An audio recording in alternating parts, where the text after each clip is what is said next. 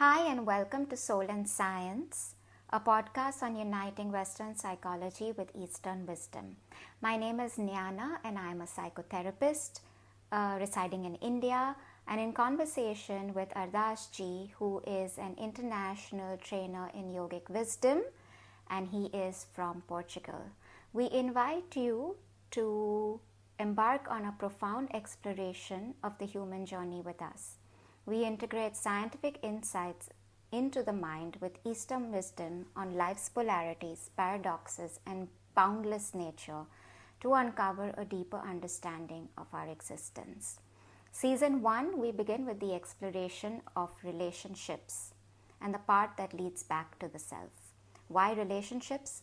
We are constantly engaging in relationships with everything around us, from people to our environment.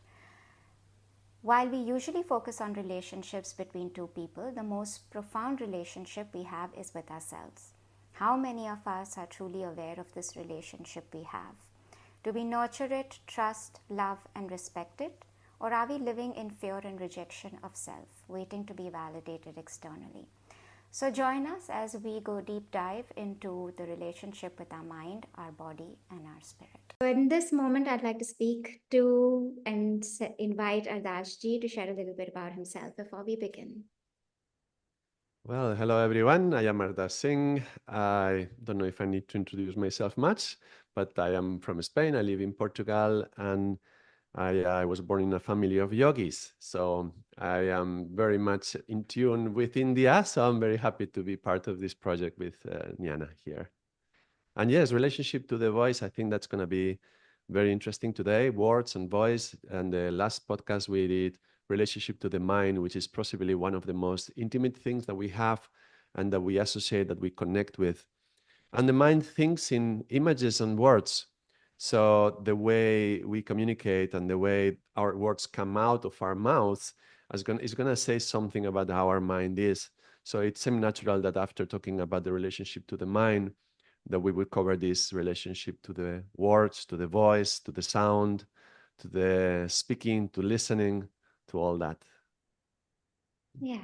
Thank you, Ardaas ji. You're absolutely right. When you think of mind, we think it holds the language center of the brain, right?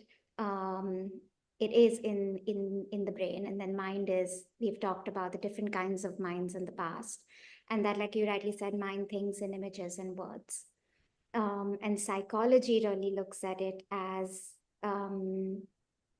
what language are we giving these images, and what language are we giving, or words are we giving to this experience that has now been made into an image or a memory, and things like that, and what that does really to the internal landscape of an individual and how they perceive life. So psychology actually looks at it as we have these belief systems that are created earlier on childhood. So we have an event, and in order to survive, which is our basic need, safety and survival and stability, we start creating these we notice these events, and these events we start trying to make sense of it. We give it some language through the words we receive, and then that becomes a story and narrative of the way things are in our experience. And then we give words to that. And then those words and beliefs become narratives, and we end up living out those narratives. And we consider that to be sort of reality.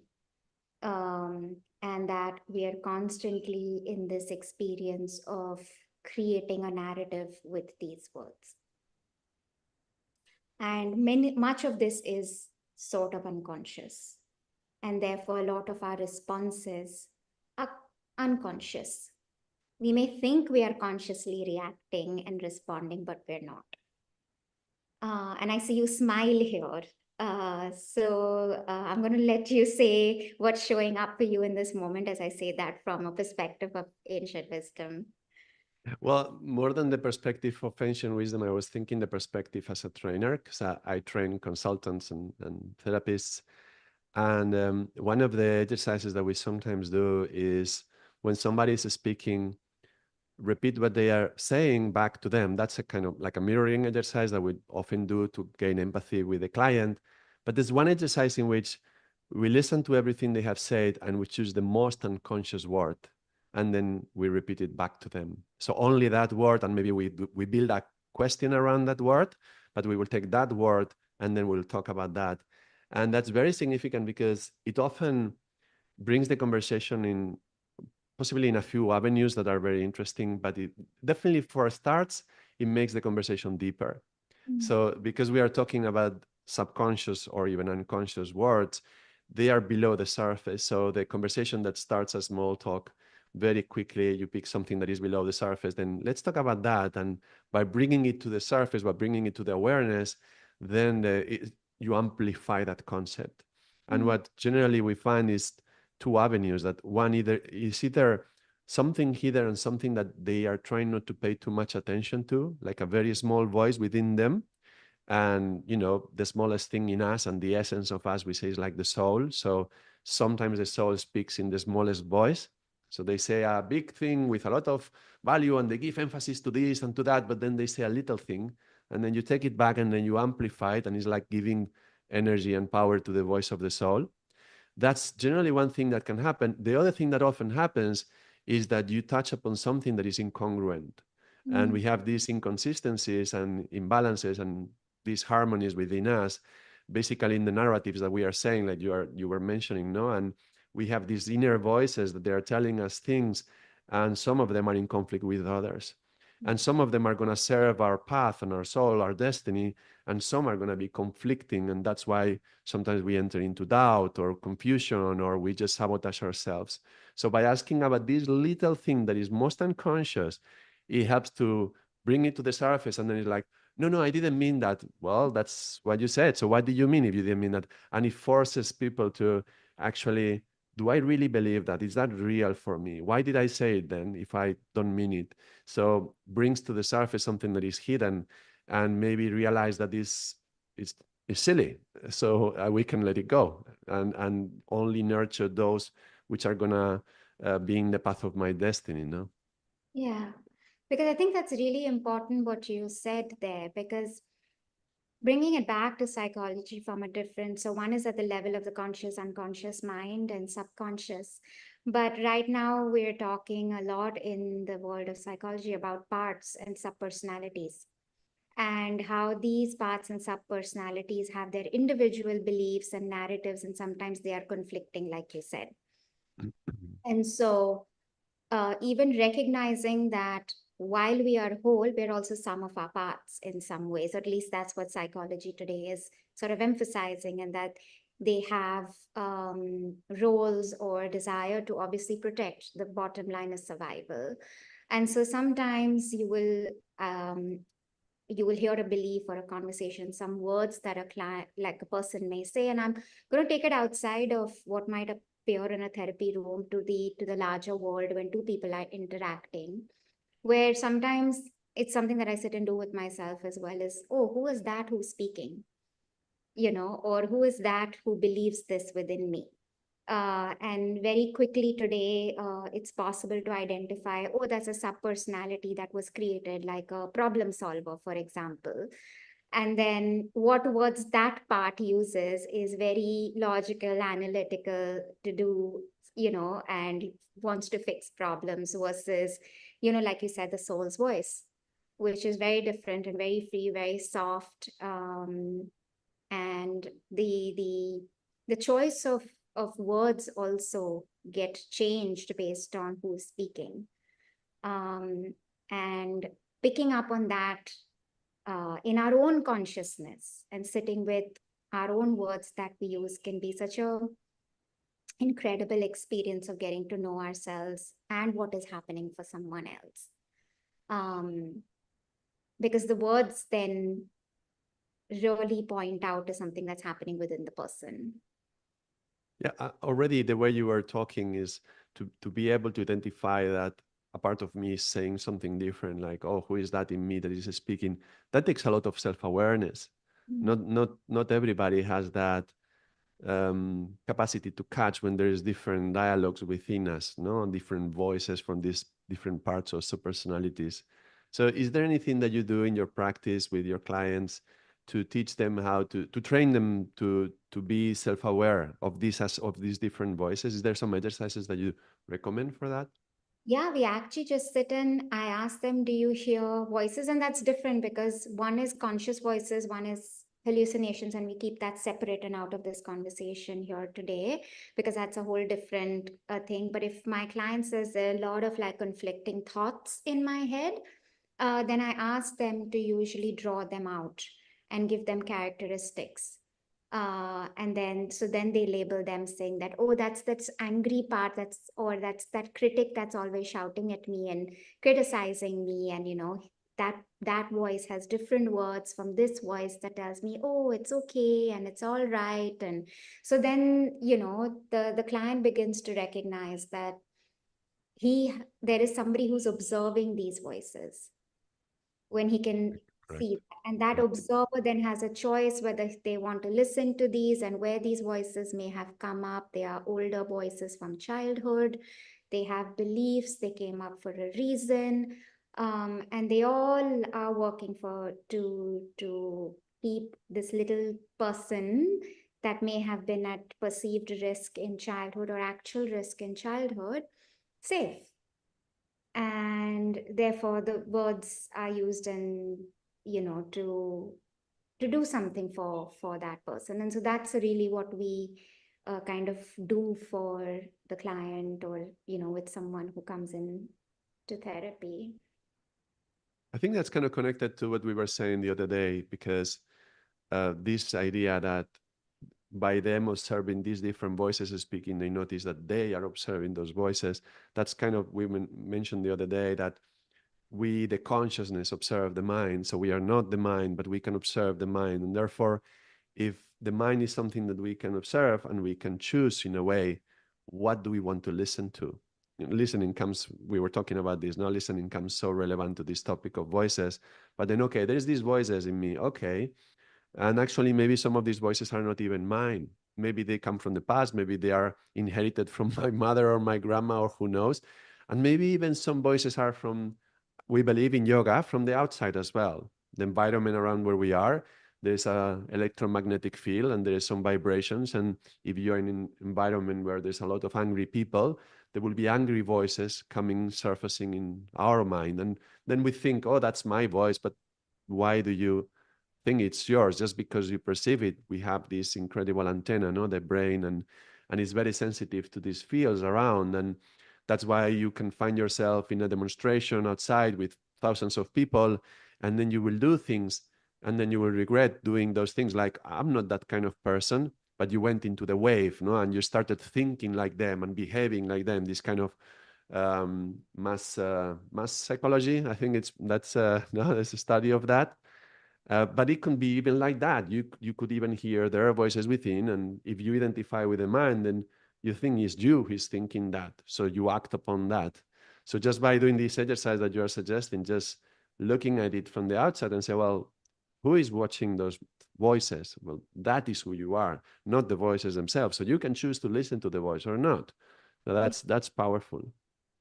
Yeah, but what I find interesting are the two areas that really um, have stayed with me or really excite me, I think, what I'm passionate about is the impact of the words that we use on ourselves and on others, and the power of words.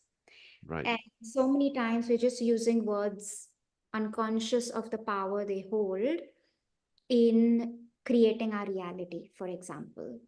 And therefore, what are these words that we are hearing in the voice? If we just even call them thoughts to keep them more like neutral, um, what is that doing to my physiology when I'm hearing a negative voice in my head all the time telling me something? And then I'm beginning to feel anxious and scared. And that's how I'm responding to the world. And then my reality changes. And And I am feeding that voice. The problem is that we may all at some point, we may all have heard these voices, but some people feed them. Some people will put all their energy into it and allow it to grow and allow it to become like a loop, and it becomes more powerful. That's when it starts to come into the body, and then you see like somatize some diseases and so on. But that's in a way, I was gonna say a choice, but sometimes it's not a choice. We did it because of whatever reason, survival, or because we learned it from our parents, or whatever reason. But we feed those voices, so we don't have to feed the voices, but that's the tendency generally. Yes. I mean, So yeah, this creative aspect of the words. I was just thinking how we there is this line, no, in the beginning was the word was with God, the word is God. Yeah, and you can find it in, I think this is from the Bible, but you can find it, I think it's in the Rig Veda, that almost a direct line, exactly the same, but just in the beginning was Prajapati the Brahman, no, and things like that, with a different language, but it's the same. So in the beginning was the word is God. And this idea that in yoga we say God is God. mm, So it's not about, some guy with a long beard on a cloud. It's about a generating principle, an organizing, and a destructive principle. And if you look at it like that, words are God. And in mm, fact, they have godlike power. Words can create realities, can move, transform, change the reality of anybody, mm, and it can destroy a reality. One word said in the wrong way, it can destroy a relationship very, very quickly, very easily. A word that is said by your mother, your father, somebody close to you can get stuck and be part of your subconscious story, narrative, drama that you live again and again for life. You can stay the whole life thinking about that word that your father said, or your mother said, or your partner said, or whatever. So words have godlike power in some way, and that's fundamental. So if we recognize that they have this creative, organizing, and destroying power, then first of all, can we take more care of the words and pay attention to them and choose them more carefully? So and I, consciousness. yeah, I think that's such an important and powerful um, thing to think about, because most of us don't recognize that these words create our reality. We how we believe things, how we create these narratives based on the events that occur around us. And as children, we probably have no other way but to create meaning. And then we add words to that, that this behavior means that this person doesn't love me and therefore I'm unlovable. And therefore that becomes my narrative. And that's how I show up in the world. And that gives me either pain, sadness, and things. And then I'm operating, and then my words could be more, will demonstrate that, which then puts us in that position of how do we listen, because words have the power to then reiterate and keep saying I'm unlovable. And that's what you hear in the words that are being said, in the way I talk to myself, and that whole self-deprecating reality that we create for ourselves. And we begin to believe these words that were once told to us in passing by a parent in their anger, which has no truth but has a lot of power. And that then becomes the power, like you said, to generate and organize or destruct. And how how we are living that over and over again, and calling it a painful existence. Um, but the other part of that is also how words in itself have frequencies. And I know that you have a lot of knowledge around this bit, and I was wondering if you could share, because this is something I learned from you actually, and has made me very mindful of the words that I'm consciously using, and kind of saying, okay, do I really even, is that my truth? Is that what I'm really trying to say? And am I using low frequency words or high frequency words, and how that changes my internal landscape to how I'm feeling about myself, Mm. show up in the world? So I just wanted, your perspective on that. Well, we cannot really see inside somebody's head.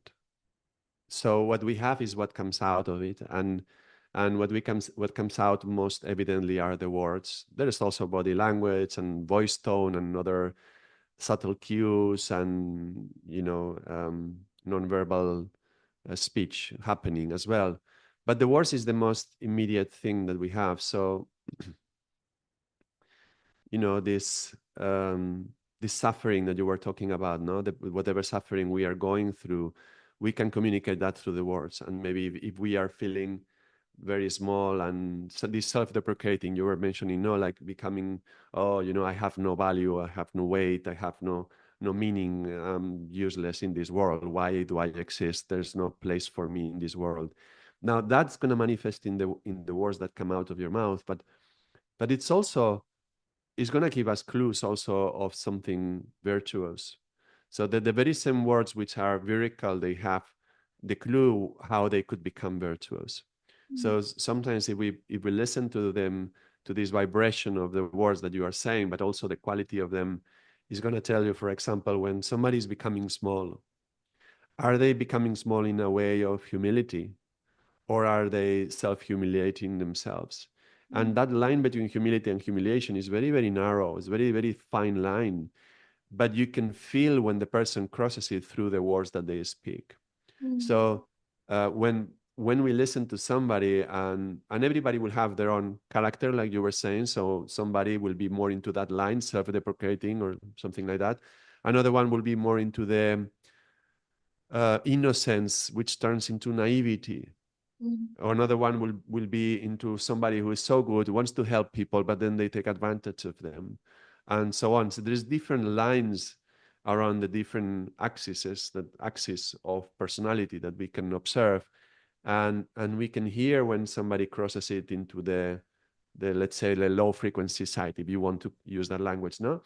But the thing is, when we notice that, then we also know what is the other side of that axis. So if somebody's going into the self-deprecation and the humiliation, well, we know the virtue is humility. So it's not about just make them feel and believe that they are big, because a part of them is not going to believe it. So if you make them feel you are very valuable, you're very strong, and you are super powerful, and you can be the best in your line, and you can be the best in your job, and you can, well, and a part of them is going, yeah, I mean, come on. So it's unreasonable, and this is why, partly why I have a little bit of resistance with positivity in psychology, and particularly affirmations, because no matter how much you affirm how much value you have, if maybe your line is not going to be into I am the most valuable of them all, but it's actually going into a healthy humility, and understand that there is some powerful forces in this universe that they are guiding our destiny and our harmony with the nature, with the people around, and we can be in service of these forces, and that's very commendable as well. Somebody who can surrender in such a way with such humility. So we don't need to make the person bigger, but uh, so that's what we have to evaluate person to person, no? But we do that through the words, by listening and calibrating when are they crossing that line and going to the other side. Does that make sense? Yeah, yeah, and that's the process of also conscious listening, uh, and deep listening. And that are we able to listen for that? Because I think most of us are listening to respond versus listening to really just listen, hold space, understand, or create connection in fully understanding what's transpiring for the person in front of us. And then we have our own filters and evaluations that are going with it. And sometimes these words may get lost in translation, literally, between two people. But the words are conveying so much of what is happening for that person within them. But what has become also, again, taking us back to awareness is, am I becoming aware of the words that I'm using? And what is that saying about the way I see myself? Mm. Therefore, what is the relationship with myself and the way I see myself? Because then that takes me into how much of our time, because we don't have this relationship with the words we use, or the awareness that I'm using these words sometimes from two places, whether there's an agenda or is it from authenticity and truth. And I think of it as, notice it as Am I seeking validation and approval, and therefore Mm. these are the words that I'm using, that's how I'm going to get it? Or are these words that are a cry for help? Or, are these words, am I aware of the words I'm using in the way I see myself? And therefore, so much of my agenda for life may become validation and approval, which we see a lot. We're all, on that spectrum somewhere. um And the thing is, even if you just use them for validation and approval, they become a reality. The more you use those words, they Mm. become a part of you. So maybe initially you don't do them, we in the vocabulary, like saying bad words or saying rubbish, saying a lot of F words. Maybe it's not part of who you truly are. You don't feel aligned with that. But the more you say it, that vibration generating, organizing, and destroying, it's going to be interiorized. And then you end up feeling like that. So you are like that. At the end, it is true. You are saying the truth, actually. Can you explain that a little bit more, Ardash? Because that's really the whole essence of the power of words, right? How they Yes. become your truth, your reality, your vibration, and you start becoming. And I think Buddha said that you become your thoughts, right? Yeah. So I think there is a lot within yoga about this, particularly mantra yoga. And if I may connect it back to languages, maybe it will be easy to connect it like that. Now, I speak a few languages, Spanish and Catalan and English and now Portuguese. And I've noticed that when I'm thinking in one language, I kind of feel in a different mood, and I may even reach different conclusions than if I'm thinking in another language. So language creates a setup for how your brain operates, and I think that's a very common thing. I don't know. Do you speak a few languages yourself? So have you experienced that? Have you had an experience like this, that you feel different when you are thinking about an issue in that language? Um, to be very honest, I predominantly only think in English. And that's also because we come from a culture where my mom came from a different language, my father did, and the only joining factor was English, and our national language is something else. So we come from a culture with so many different languages. But because in my household, we never did, English became the predominant language of communication, thinking, and feeling. However, there are moments that I do notice that when I'm saying the same thing in English versus in my mother tongue versus the national language, they do completely different things for me. I All don't right. know much about the conclusion, but I know that they evoke different emotions and responses in me for sure. Right. So, and we can see that in the stereotypical images of different people from different countries, right? You can see Germans, and you can assume that a German is going to be in a particular way, has some certain attitude, no, and the precision of his words and the character that he's able to analyze something, but there is also the philosopher behind, and you can kind of feel it in that way. I'm somebody who is speaking French. You will see it in their rebel attitude towards life and self-understanding and self-determination, and a number of qualities that will go associated with a language, no? And you can feel the passion and the fire in Spanish people. You can feel it in the sound that we produce. So language affects the brain in different ways, and I will even say affects the consciousness in different ways. Now, jumping to consciousness. Now, uh, the language of some very old languages like Sanskrit will have been constructed in such a way that they stimulate the whole of the upper palate, and they produce a great range of sounds that we humans can produce. A range of sounds that is not covered by, for example, in Spanish. Spanish is a subset of that big range of sounds, and Sanskrit and German will be another subset, and English will be another subset. But Sanskrit contains all these sets, all those sounds.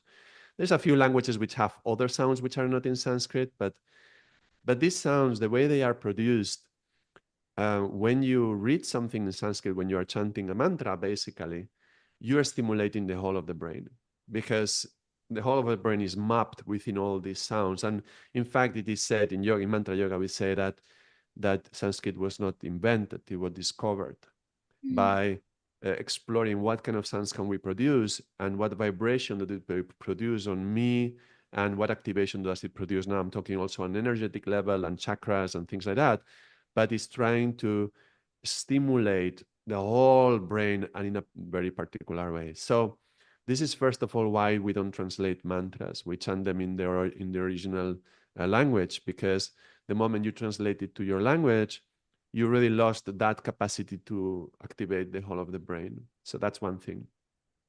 And then the second thing is that words have power, like we were saying. And if somebody says a bad word many, many, many times in their communication, they become that, or their life becomes like that. Your life is effed up if you F a lot, right? So that's happening as you are incorporating that word into your language. And actually, a good exercise that sometimes we suggest in yoga is, what do you want more in your life?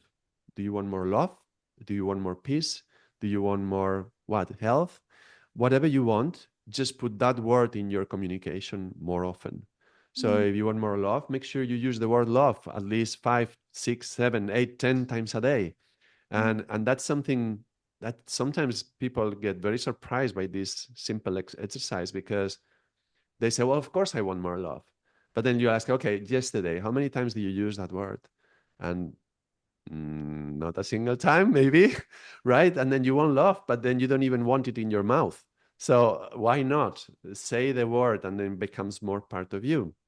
Mm. So having this idea that the words that we produce are going to be more into our psyche and they're going to come down, and they're not just that I'm going to be vibrating them, but also it's going to have an effect in the brain. So in the same way, some mantras have been designed in such a way. My own translation of the word mantras, my own definition of the word is equations of consciousness. That's a Mm. very engineer yogi kind of definition. I'm an engineer, I'm Yes. a yogi, so equations of consciousness, because they are perfect. And when you chant Om Taratutare to the Swaha, or when you chant Om Namah Shivaya, or when you chant Om Sohang, these sounds, they are designed so that when you chant this one, and you chant this one, and then you chant this one, and you chant this one, it has this particular effect on your brain, and it stimulates you into that particular state of consciousness. And that goes beyond the meaning of the words themselves. So even if I'm chanting Om Namah Shivaya, and that is, bowing to the Lord Destructor of the universe, I mean, that can be quite dark. But Mm. actually, when you chant it and you realize that you are energizing all your chakras through those syllables, because every syllable is designed to tune every one of your chakras. So that's why it's such a powerful mantra. When you chant it, is power empowering all the chakras, no? So mantras are perfect equations, perfect formulas, like a magic word, like a password to open a secret door to a treasure that you don't even know it's in your psyche. It's in your mind. It's actually in your consciousness.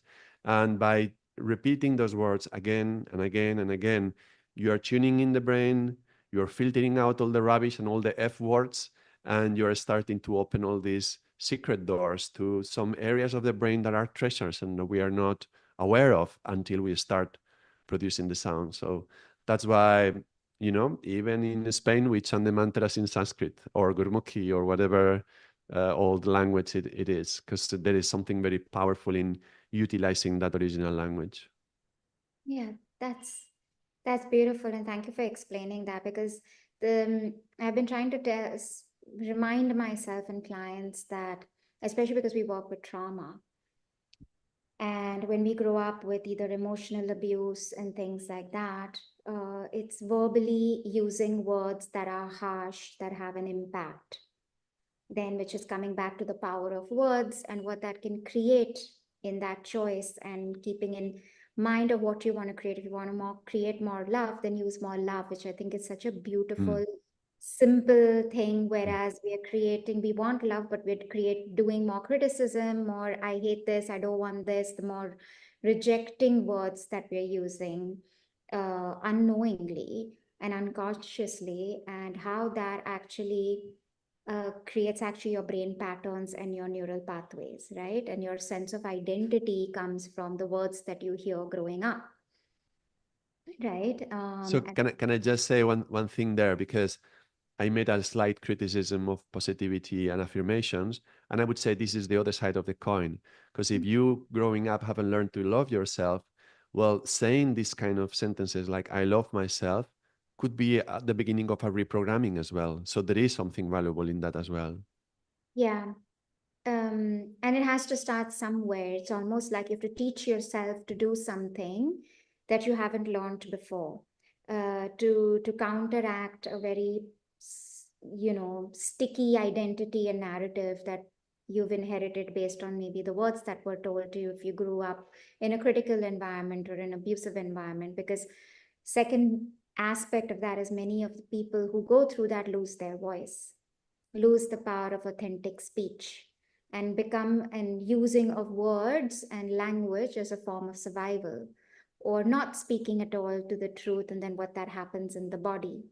Like for example, For example, if I grew up in an environment where you're not allowed to ask questions, you're told to shut up all the time, right? or given the message that leave it, the elders know you don't have an opinion.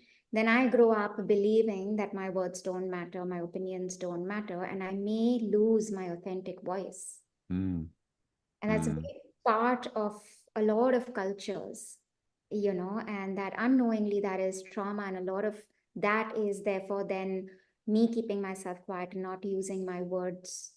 Um, eh, Even speaking becomes very, very difficult. Um, I don't even know if my opinions and words matter. And so things Yes. like affirmations can be possibly a starting point of trying to reprogram what has been programmed and conditioned, where I'm speaking out of fear and not love, or I'm not speaking at all because fear has become my general internal experience and narrative, and my relationship with words and voice has changed. It's no Yeah, longer. I think that's also very relevant for women, particularly, right? Because in some cultures, women should not have a voice. They should not voice their opinions. You shut up, is the men who are talking right now. Even to back to the generation of my mother, they would experience something like this. So, where is your voice? What is your value? No. Absolutely. And then what is the implication of that to the way we speak to ourselves, and the words we use are purely to for survival, or not speaking at all is the only way to survive? And how then the impact of say an affirmation or the use of mantras can actually change that. Because for me mantra became a lot more than looking at it as, yes, there are syllables that are very powerful that reactivate the brain, but if mantras do that, then everything we speak is also a mantra, right? Because in that sense, it's creating our reality and our narrative. So I was kind of sitting with people from uh, with trauma backgrounds and asking, if all your words were mantras and your words that you use were mantras, what kind of a language would you start speaking?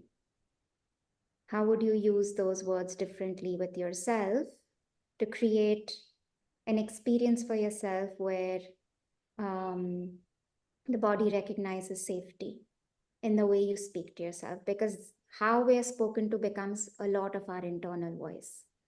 And that's the words then we start using, coming back to the self deprecation. That's the identity I hold. And then that identity is something that we get stuck to.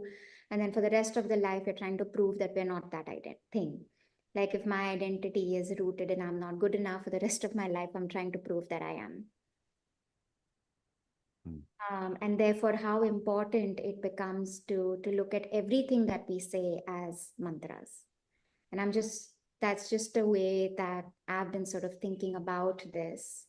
Um, and therefore, how would you speak to yourself if you thought that every word was a mantra and could has that power?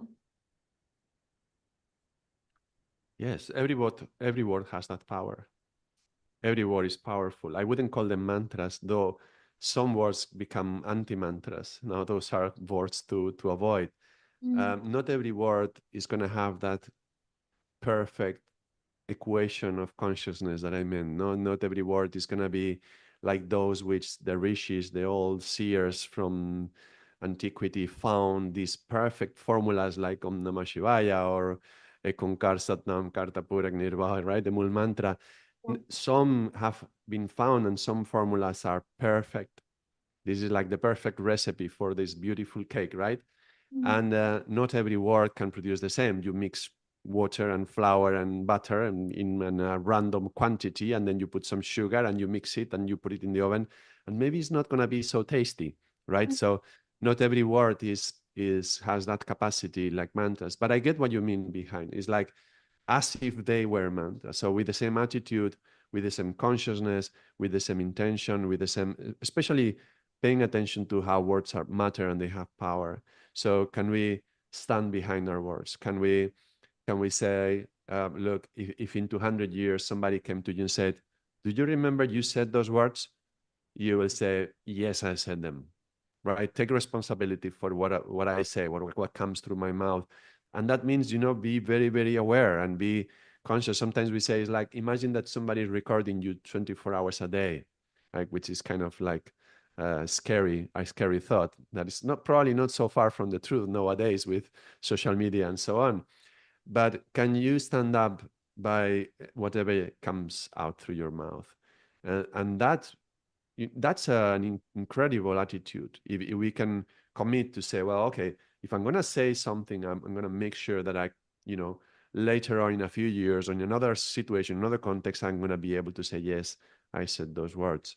So that's a lot of commitment and utilizing the words with the same consciousness as when we are chanting the mantras, yeah, and avoiding the anti-mantras, those words which are just feeding the narrative of the self-deprecation or whatever negative narrative we have inside. Yeah, because so much of that impacts our nervous system, right? If I'm always being rude and mean to myself, then I am living in a constant state of fear and I'm believing those words to be true. I'm believing that that is who I am, and then that is how I'm going to behave and show up in the world. And that And is, it's happening and it's creating that. yes, And it eventually happens by doing that.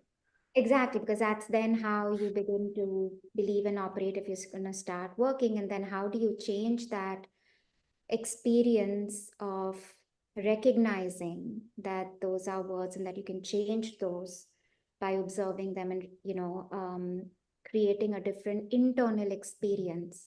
Because then that becomes the frequency at which you vibrate as a human being as well. And that's, I think, um, looking at living more consciously and through consciousness of what I want to, whether then the words, because then the words that come out of my mouth out of that fear are very different than if I'm standing, like you said, with consciousness that every word that comes out, can I stand behind it?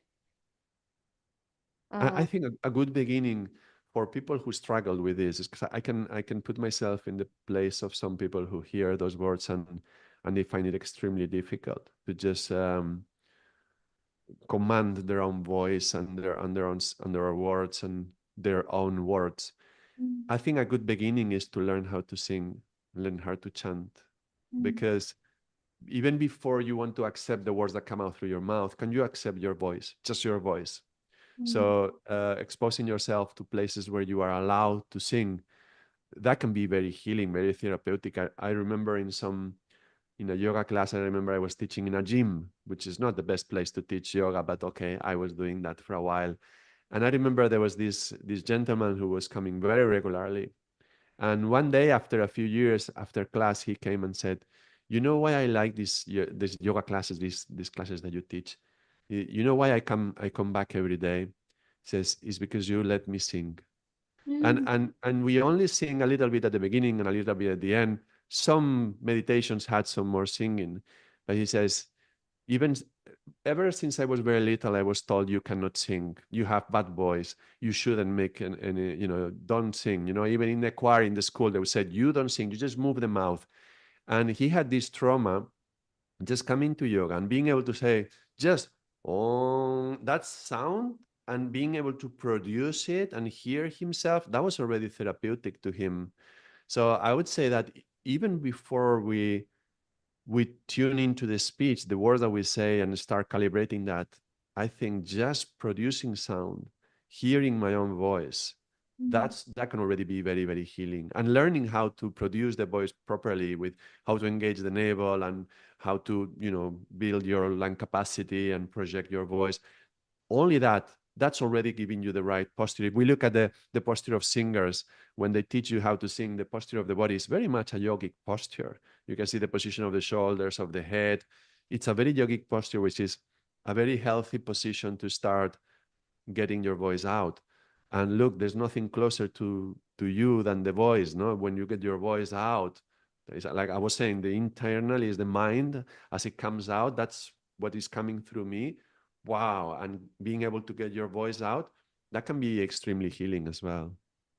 Yeah, absolutely. I think just hearing the thoughts in your head, which is where therapy began, right? And to able to say that out loud in itself is such a therapeutic experience. And then to able to listen to yourself with what you've said and connect with it. And one is connection, and then the other is to own it. Yes, Is definitely. an even deeper experience of connecting back to the self, back to who I am, and the words that I speak stand for who I am. Correct. And it was really interesting because the other day I had this conversation with someone, and the response that I got was, "Oh, then I have to think about everything I say." I said, "Yeah, think about that, Mm, mm. and imagine if you did, you would realize that Imagine thinking before speaking. What kind of wild world is that? it was radical for the person that Yeah. think before I speak." And I'm Yeah. like, yeah, Yes, maybe. you know, What can happen if you did that? oh, okay. Because I was like, there's so much of intention of what, what you want to say, and, the words, so that it lands with authenticity. And is it your truth in this moment? All of those things are, we don't even think about. There's no pause. We're just automatic in our responses. We are going from, I'm barely hearing, it's barely landing. I'm not letting it see what it's doing for me and what is my truth. And before I even can take the next breath, I've given a reaction or response. And then I don't know if I can stand by that. And that is really what we are interacting with in this world today, which is where I see so much more conflict between people and between amongst ourselves internally, and that's where the first Mm, conflict begins, right? And that's where we live deeply at war with ourselves when what we say and how we show up don't match. right. That's another big topic. Mm, Yeah, which I'm just yeah. going to leave it there. Is there something you want to say on it? Because we can go on a complete different conversation No, that's in definitely a big that. congruence between the inside and the outside. Yeah. But yeah, I just wanted to point out, I think it's something, I don't know if it's popular or psychology, or I don't know where it comes from. I know in yoga we say, don't say anything unless it's necessary, kind, and true. Mm, But I believe I have heard this concept of think before you speak, and mm, think as the THINK. And T has to be true, helpful. I don't remember the E. The I, sorry, I don't know. I don't remember what the I was, but necessary and kind. So make Intention. sure that, what was the E? The intention? Yeah, intention. Okay. So before saying anything, is it true? Is it helpful? Is it is it the right intention? Is it necessary? And if I'm gonna say it, I'm gonna say it kindly. So that's a powerful thing, and it would avoid a lot of messes in our lives, particularly in relationships with other people, where we say well, actually we hear the wrong thing because we are already in our inner dialogue. Then we interpret it in the wrong way, and then we react in the worst possible way, and then we throw the words out there, and then we start the party. Then the party starts, right? A mess. And then that's how we create karma, like we say in yoga. Mm. Mm, But yeah, it's also this coherence, no, between what am I inside and what am I saying outside. And a lot of this coherence comes simply from, I think, something you touched upon before. How is it going to be received? How do I think that it's going to be received? And being fearful of the reception, so I have to adapt myself to get the acceptance. that I need. And partly because I don't accept myself. So I need acceptance from the outside. I need to buy that acceptance with praise or with whatever words I'm using. And then I'm not being true to myself. So that T of think, the truthfulness, has to start from here. Is it true to me, what I'm gonna say? And finding the coherence with the outside. So happy Yeah. to go into that coherence inside and out. Well, I think that gives us yet another podcast topic to work with. But I want to stay with what you just said because I think is really powerful to think about how we whether or not our what we are thinking and what we are saying, or what we are feeling and what we are saying match, and therefore am I saying my truth, or is it coming from an agenda, which is really about authentic and an agenda. And therefore also forget the conflict outside that may occur because of a reaction, but what about the conflict we live with within, and truly the disruption that causes within our human experience. Because so much of the conflict within is, should I say it, should I not say it, if I say it, what's going to happen? And a lot of it is, if we look at it, early experiences when it may not have been received, and then I've chosen to, in order to be safe, which again comes back to our basic needs of safety, security, and stability, that I'm constantly living out of that window, to see, is it safe to speak my truth? Is it safe to be authentic? And that what it does when we don't live by that truth. And how do I come closer to that truth? And I know that is a big part of the whole yogic experience. Uh, um, so if you could just share that in how um, we can come back to a more, whether there were any, suggestions like you'd given earlier, which were beautiful, that we can do to come back to that state of authenticity. I know in trauma, we really look at beliefs and what's in the way, and the traumas and things like that. But what about the yogi I think perspective? it takes a lot of courage Mm, and strength, because it to say the truth, that's going to have consequences. mm, uh, that's why we say also, don't say something just because it's true. It has to be also necessary and kind. Yeah, if you're going to say it, say it kindly. But I think there's quite a paradox there, because we can see this in our culture. It's a very modern concept, the not wanting to harm people's feelings. So mm, I'm not going to say what I really feel in case somebody gets offended, and then nobody offends anyone. And then we are all very, what I think is called toxic positivity. We're all positive. Oh, you did so well. Everything is good. Oh, you did, wow, excellent. Oh, yeah, you did a good job. And oh my God, what he did. mm, But no one is gonna say anything because everybody is very positive. But then there's no reality there. And then if you speak out and then you say the truth of what you feel, that's gonna offend someone. Well, in a way, I don't care too much if people get offended. I think it's necessary. We all need to, be offensive in some way. If I look at it in this way, if everything that we say and nobody gets offended, let's say you spend a whole year speaking, and nobody gets offended, then I'm not doing my job. Because if we're going to tell the truth, if we're going to speak the truth, that's going to resonate with the truth within people. And if we start from the definition of what the ego is, which we talked about the last podcast, ego by definition is a false identity. mm, So something that people identify with, which is false. mm, Now, if I'm going to be speaking the truth, and we will have a whole podcast about truth, we have to find out what this truth is. But let's just say it like that. If I'm going to be being truthful to myself and speaking to, hopefully, to the truth in the other, that's going to clash with their ego, and mm, that's going to create conflict. So if we never create conflict, if we never offend anyone, we are just scattering the ego. We are just hoping that the ego of the other one is happy with us. Mm. probably to buy their affection or their attention or to feel this acceptance from the others. So it comes from the wrong place. But then it's a paradox, no? So I want to be truthful.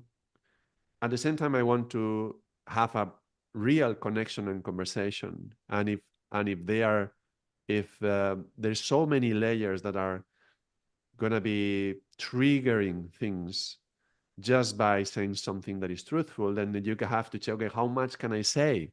How much is it ready for the other one to hear? Sometimes it's very little. And then do I want to even go there if I don't have license to say anything? So it's a very paradoxical line between what is truth and what is not truth, what I communicate, what I don't communicate, if it's being offensive or not. You can get canceled very quickly in this world. Absolutely. Um, and yet there are ways in which, like you shared earlier, that you can stick to, is it true, is it necessary, is it kind? And that can be the same, that can be the intent of what we say. And that's beautiful, because when your truth is speaking, or when your authenticity is speaking, it lands hopefully with the truth of the other. And then if the ego does come in the way, then that's a different conversation to be had. Yeah, because you don't want to be kind to the ego. You're being kind to the soul and the truth in the other. Mm.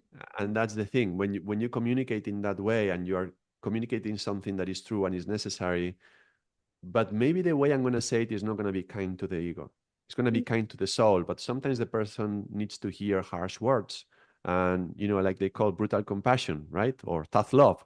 So so sometimes it has to be communicated in that way. But when you enter into the realm of tough love or brutal compassion, that's a very tricky realm, because you can create karma very quickly, and you can create hurt and harm very quickly.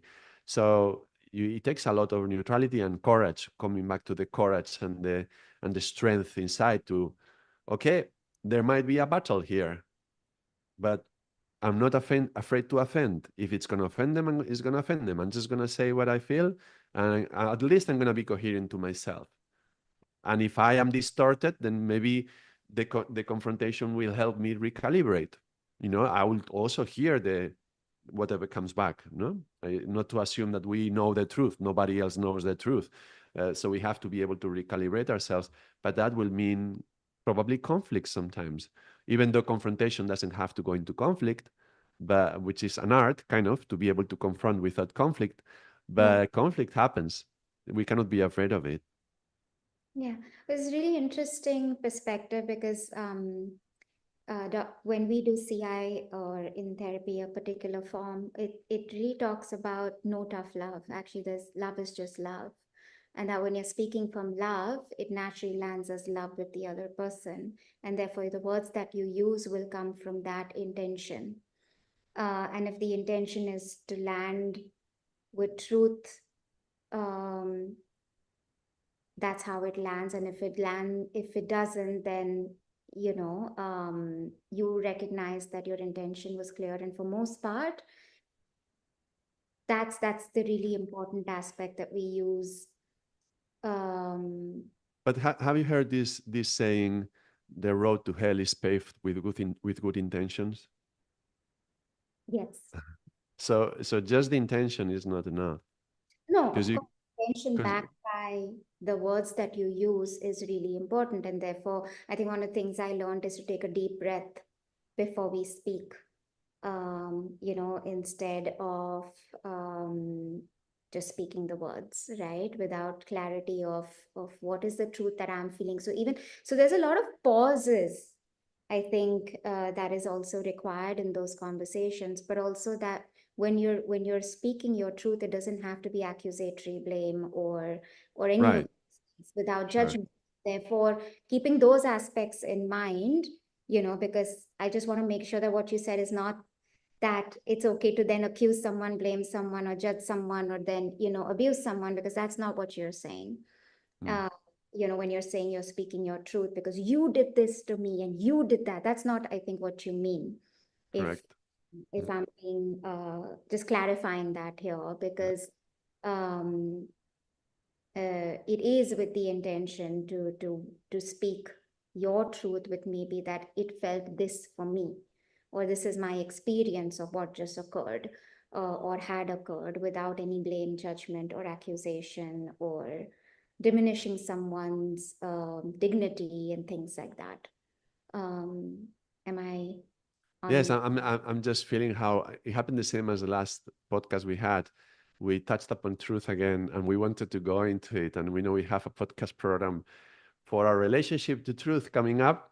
That will be something to look up to, look forward to. So Look up to truth as well. yeah, Call them Freudian slips. yes. Well, or inability to grasp the English language. Yeah.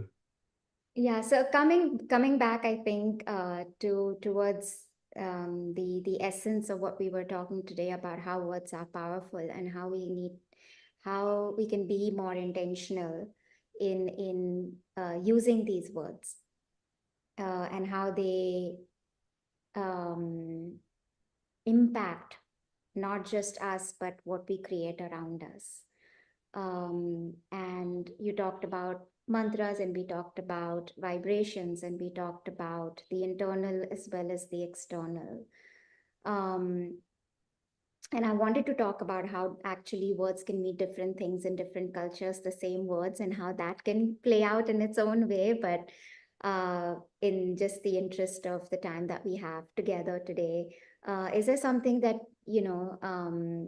Ardasji, that you feel very strongly when it comes to words, or you're passionate about, that you would like to share before, as just a thought or a thinking point, or just a message? To everyone who's listening.